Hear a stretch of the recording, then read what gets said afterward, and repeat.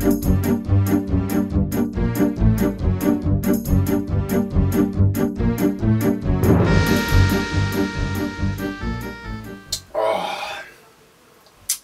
YouTube, Joe here.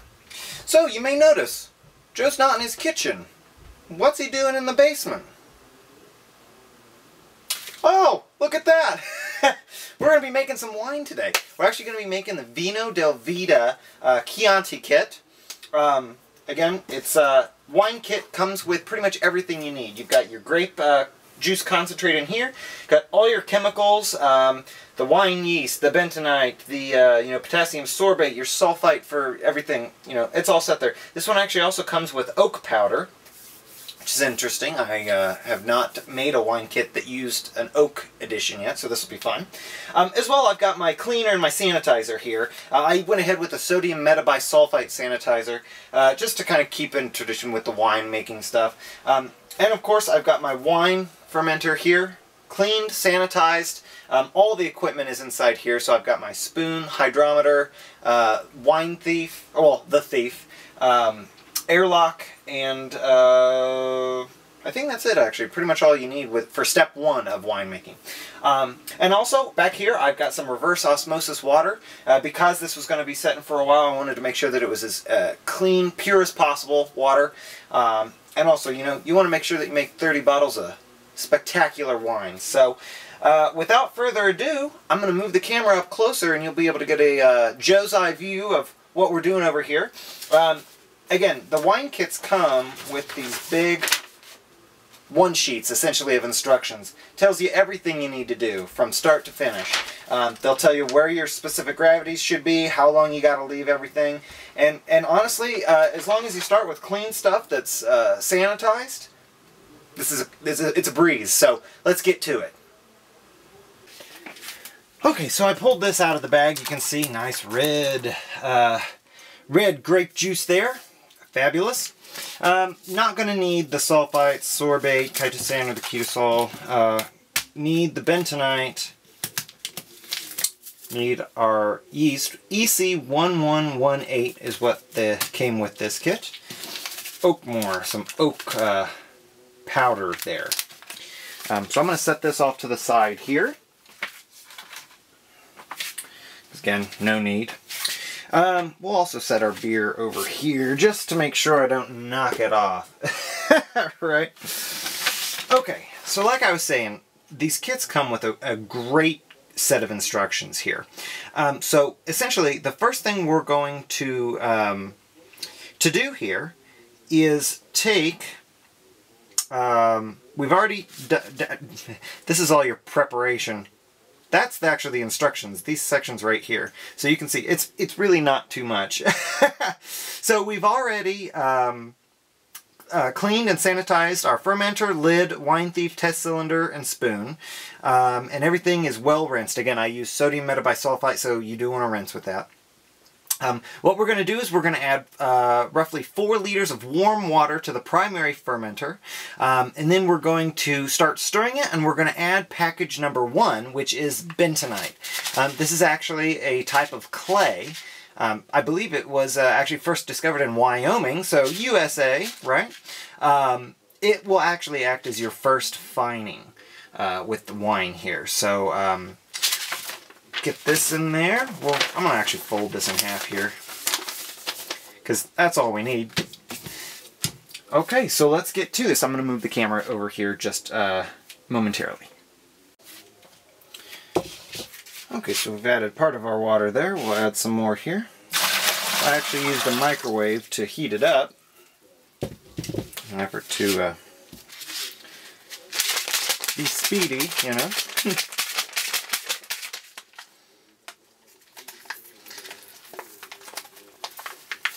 Okay, so I'm opening up the bentonite packet here, package number 1. And so what you want to do is just start stirring around. It is a type of clay, so if you add it too fast, it's going to actually clump up like a mud. So here we go.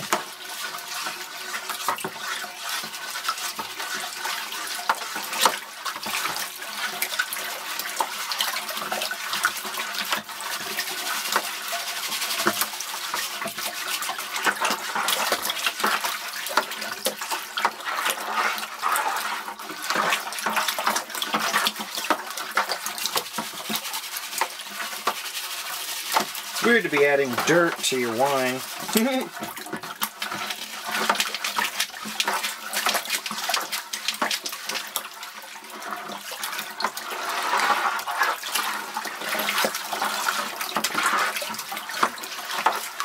So you can see it's kind of a funky looking color, gray. It looks like drywall, almost, I think.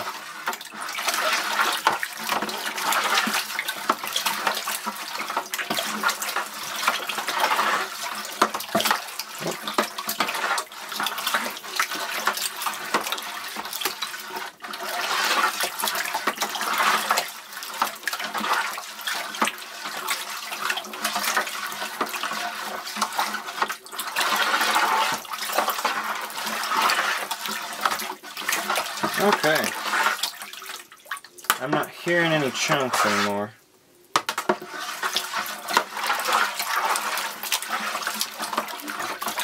It's kind of a hard step. You gotta mix it until you don't feel clumps anymore, but you can't see the bottom to actually see if there are clumps going on. So I just kind of scoop it to see, if I can catch any chunks, then I know that it's not done, but it looks pretty good. So now what we're going to do is we're going to add our grape juice pack. Now, this is always very tricky to try to get these, whoops, slide all those back, to try to get these caps off. They actually sell a cap prior, essentially, but I always just kind of mess with it until I can actually get it to pop off, Sometimes I've needed screwdrivers and stuff like that, so let's see about this one. There we go.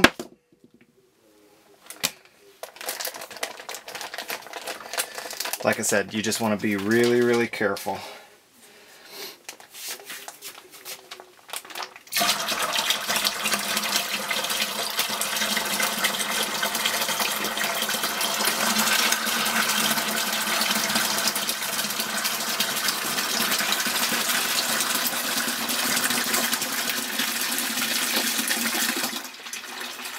Boy, and you thought red wine stained. Good God.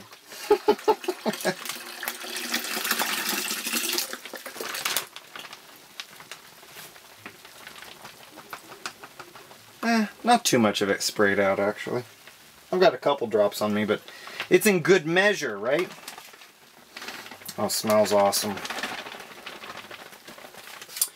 Okay, now what you want to do is you want to rinse the bag. Rinse the bag with some water. So I'm actually going to use my my RO water, since it's sitting right here just off camera. Can't see it, but essentially what I'm doing is I'm pouring it very carefully from the water jug into the baggie. The instructions do call for using hot water, but I don't necessarily think that that's a must, honestly.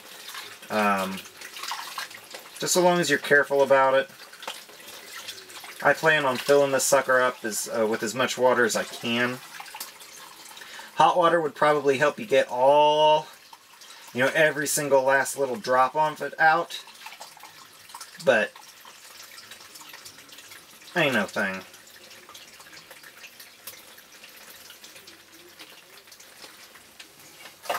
Okay, I'm not sure if you can see this or not here, but I've done a pretty good job with that. Splash it around. And in it goes.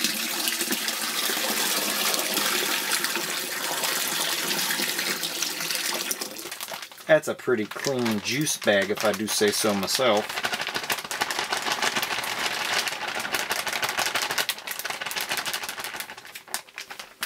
Okay. Done and done. That's hilarious. I needed a screwdriver. Okay, so we've added the warm water, we've added in our bentonite, we've emptied the contents of the juice concentrate bag into the primary fermenter, we've rinsed the bag and added it to the primary fermenter, and now we're going to add cool water to the fermenter up into the 6 US gallon mark, which for this bucket is right at this line right here, basically that lip. So we're going to grab our RO water here.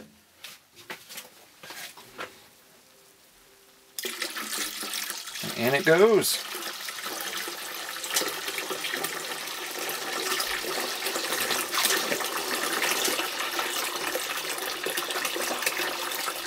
Et voilà. C'est magnifique, n'est-ce pas? Yes, I actually do speak French. Well, a little bit of French. Okay, this is the part that I'm actually not familiar with here. Oak powder and chips. If your wine kit contains it, open it and add it now. Stir vigorously. So here we go. Our oak more. It looks to be just like an oak powder. Like I said, this is something I've never used before, so we'll see. It smells like wood.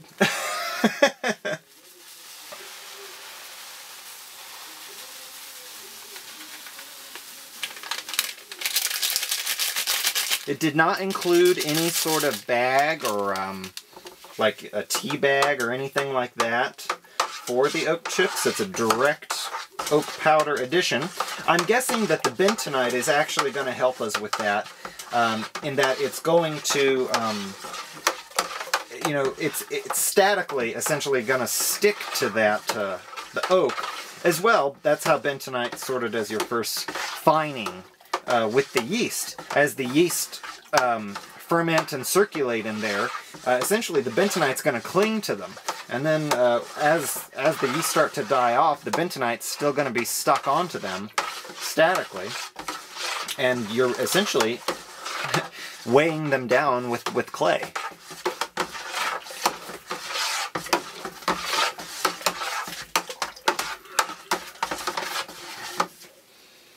Man, guys, this smells awesome.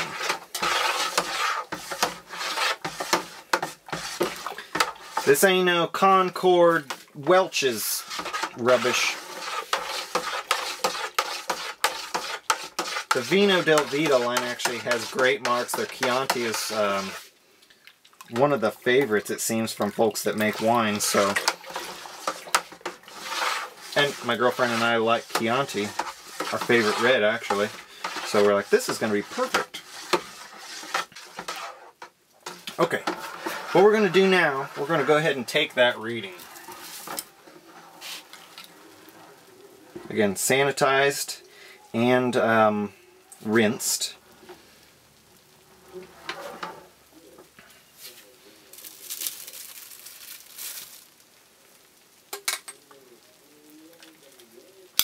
Give her a spin here. This says here, for a table wine, it should be in between 1.074 and 1.090. Let's see where we are. 246. We're at 1.07246. So 1.076. Not too shabby. We're a little on the low side, but that's a-okay. Again, this was sanitized, so I did not touch the bottom part of that. I only touched the very tip top, so I don't worry about adding it back to my fermenter. Some folks say do not do it. I don't think it matters as long as you've kept everything clean and got you didn't touch anything that's essentially touching your beer or your wine in this case.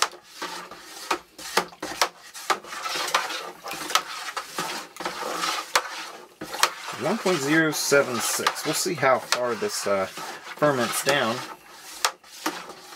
Should be great. Okay. That's a good looking spoon there. Look at that. Like I said, you can really smell that oak. It's surprising me. These wine kits are just too cool. I love how they've made something so fancy accessible to people. Okay, so now what we do is we sprinkle our yeast over the surface of the juice. Do not stir. That's a big one. Do not stir. So we're adding Lalvin EC1118. You can see it's a much finer yeast than a typical beer yeast.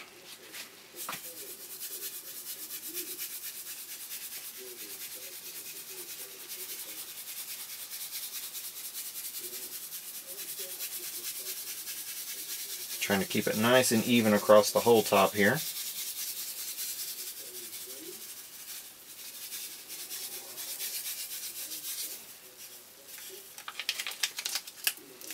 Okay. I think we got a happy tank here. Got some wine juice on there. It's not dirt, I swear, it's wine juice. Grape juice. Okay. So we'll go ahead and get this, try to get this sucker on here.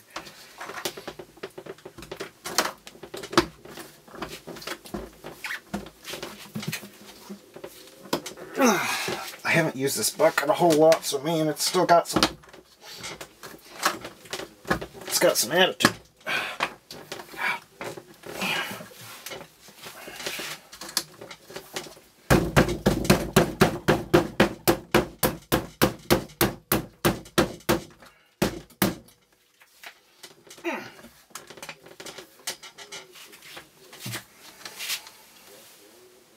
I do believe we got it. I'm just trying to check to make sure that the plastic has stuck around. These, the wine bucket lids here actually have a nice big rubber seal in them, so you don't get that satisfying pop when you know that it's on there.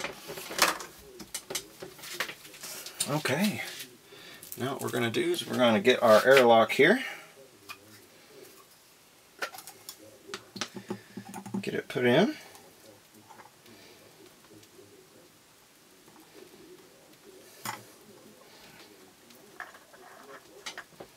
There we go.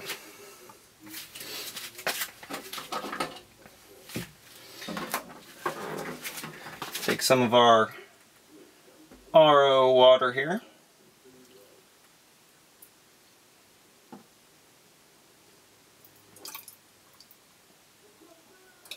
Oops. A little full. It's just water, right?